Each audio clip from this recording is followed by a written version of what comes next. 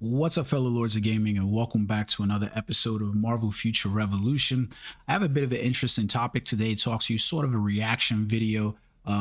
King recently posted a video that discussed the title of the video is Marvel Future Revolution Saved, and not that I had any vitriol towards the video, but I did literally look at it from a different perspective than he did, and I want to kind of discuss that difference in perspective, and I want to give you some points of why this is not the saving grace that King seems to believe it is.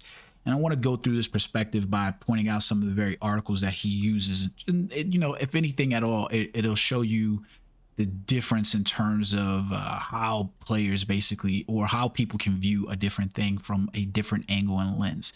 But let's jump right into this. So right off the bat, on February 18th, there was an article released by Aaron Assel on pocketgamer.biz.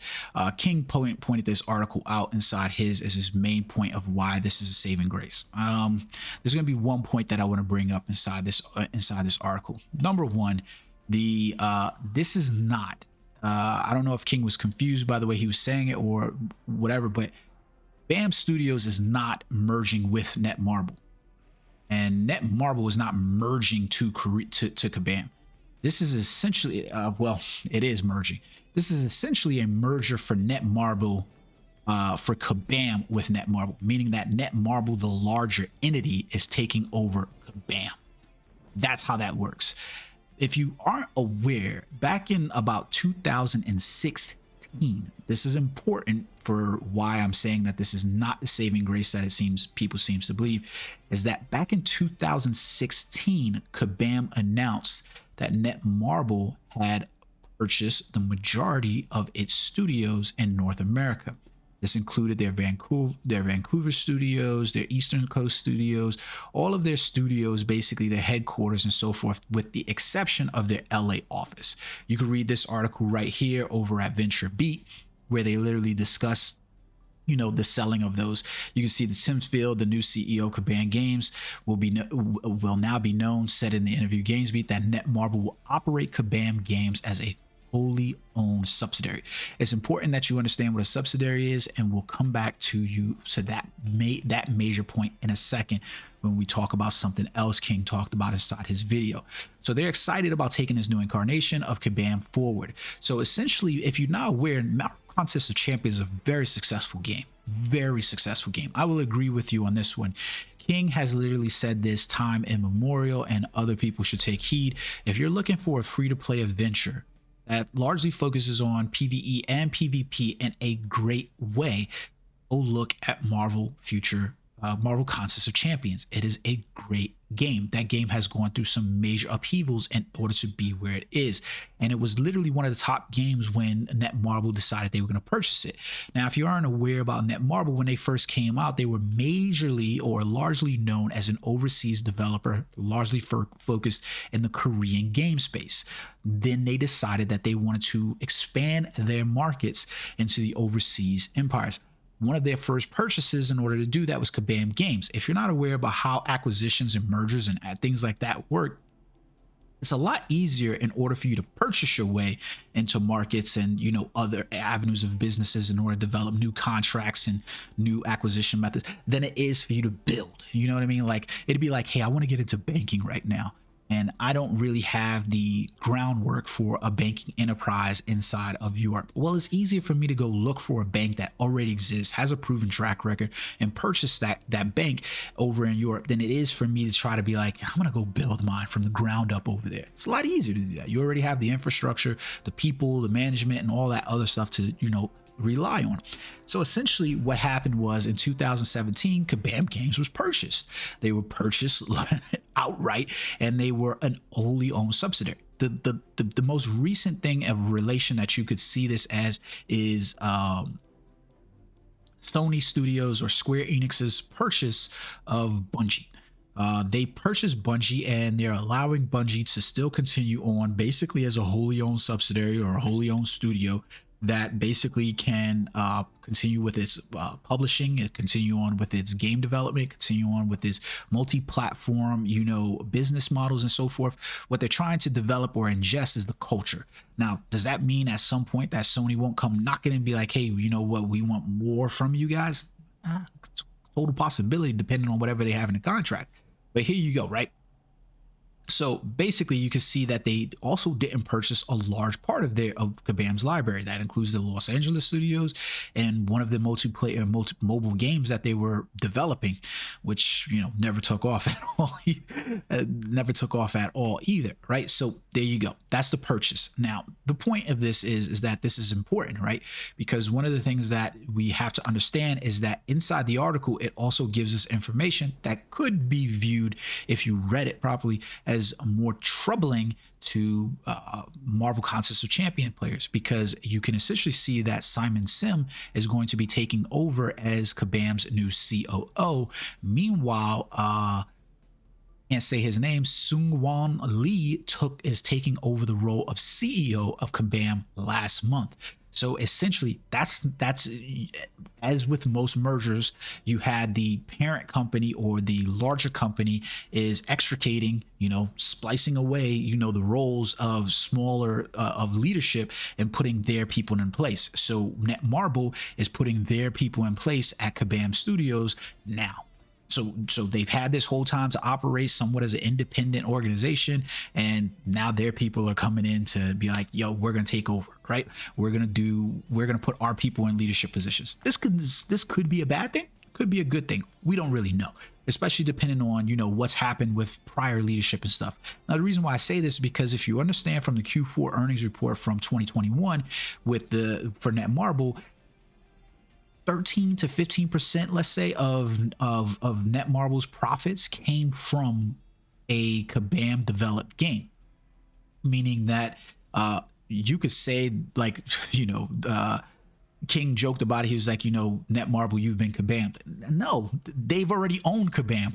They've already owned Kabam, and they've owned this game for 6-7 years. You have to understand that. Netmarble has owned this studio for 6 to 7 years. That's why the earnings for Marvel Contest of Champions is listed underneath Netmarble's portfolio, not Kabam's portfolio, not Kabam's Aftershock portfolio. It's listed underneath Netmarble. They can't Kabam themselves. They just have a studio who's performing better than their Netmarble monster studio in Korea. That's exactly what's happening here. So, and then now, because those people are doing so well, they're putting their freaking leadership into place. This could be troubling if you're looking at it properly from a Marvel Contest of Champion player base, more than it is a big win for Marvel Future Revolution. So let's take a look at this. One of the things King mentions inside his thing is that basically Netmarble wanted to expand into NFTs and metaverse shares. Yes, they do. But now we go back to subsidiaries. His main thing was that he was saying that Netmarble needed to remove itself from Korea in order to do this. That's not how that works. That's not true at all. That's not how business models work at all. They don't need to remove themselves, Korea. The problem is that in Korea, they have a very negative look at NFTs and basically, what is it that they, how to best say it? Korean government does not like arcade-based games, loot box style games. They feel that is a negative presence within their youth, and that it just isn't going to represent a positive for them to do that. So does that mean that they need to pick up and move Netmarble Monster and Netmarble parent organization as a whole in order so they can invest in that? No, it doesn't. That is simply not true. What is basically going to happen is that Netmarble is basically going to invest in a subsidiary called Netmarble NFC, a subsidiary of Boom and Yang, who is going to carry out their digital space, NFT, blockchain, metaverse commerce that's going to span across, games, webtoons, web novels, and everything else out in between. That is what's going to happen. They don't have to move their studios to the US or to any other place. And if you were aware of it, there's a large pushback by governments in Europe and our government here alone to push back against a lot of these loot box systems as well. We don't like them, and governments don't like them for a reason, because we look at them as somewhat predatory. So it's like the bills that went against predatory businesses like payday loans and stuff like that. We often look at those things and we want to really control them. And when we're talking about that these predatory business practices are being pushed off against kids, it makes it a special protected class of citizen that basically needs to be protected from themselves in that regard, because you can understand the predatory practices and how they take into play there. Korea doesn't want it. Europe has panels about it, specifically for some of the looter shooter games that have been out there with the loot boxes. And the US has had a problem with it as well. There is large scale legislation that is trying to be pushed to address these things. How that's going to affect the NFT markets and, you know, the metaverse blockchain and commerce and everything like that is yet to be unknown. But there's a lot of people that are pushing against that. You know, even China is pushing against this stuff. So it's an interesting conversation. But notice that it's not Netmarble Monster, it's Netmarble FNC, which is a subsidiary. Take into consideration as well that they purchased Kabam, which is a North American owned studio and has North American businesses and buildings and everything else in between. So they could extend any of those, you know, services straight through Kabam's, services, Netmarble US. They could rename Kabam completely to Netmarble US, and they would be well within their rights because they own it. Most likely the reason that they don't is because Kabam is an identifiable name to many of the players inside the community. And it's a trusted name because that's who you're specifically working with. So take that into consideration, right? So next up, when we look at this, right, you have to understand that this is an acquisition model. Netmarble has largely been doing it. If you remember the Q4 earnings report, you saw that their arcade games out-earned even games like Marvel Future Revolution, where you could see that SpinX games were purchased back in about August 2021, and they had a number of arcade games that were released thereafter that accounted for a good share of its revenue in that same time frame for Q4 2021. That is significant.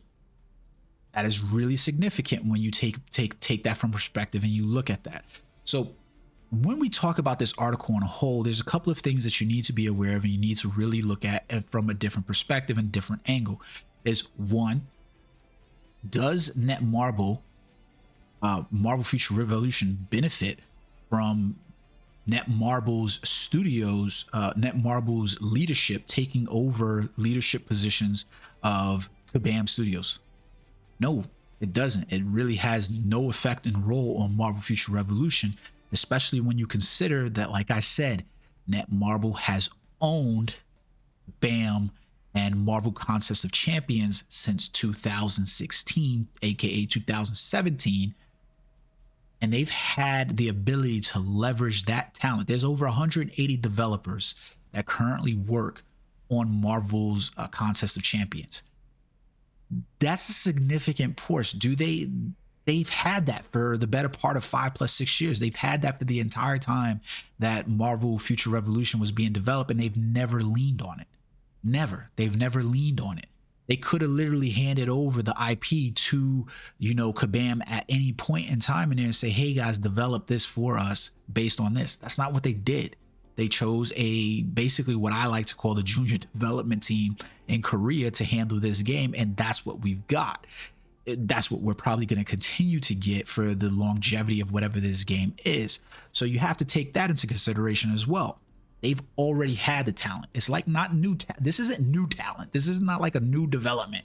That Kabam is basically part of Netmarble. We've known this since 2017. The only difference inside here is that Kabam is literally like, now our leadership positions belong to Netmarble, and they're going to be taking over the reins of those presidential positions, those top level positions that were there from Kabam Studios. Could you possibly see that Kabam could come in and maybe show some things? Yeah, that could possibly happen, but it would have happened by now because Kabam has been owned by Netmarble. So like, even when you say that Netmarble was Kabam, you can't say that. Kabam by whom? Themselves? They own Kabam. They literally own Marvel Contest of Champions. It's a game they own. This is basically like saying, you know, Square Enix has Crystal Dynamics, Square Enix has these other studios. You just have another studio that's performing better. Insomniac Games develop stuff for Sony. Crystal Dynamics is developing stuff for Sony. They're part of their greater studios and organizations. Guardians of the Galaxy comes out and it's doing better than Marvel's Avengers. It's all great for Sony. Who cares? One team's just doing better than the other team. Hopefully this team catches up, but if not, I just get rid of this team. I've always said this is dollar to value ratio, and it's never being considered. These games will exist so long as that the money out is less than the money in.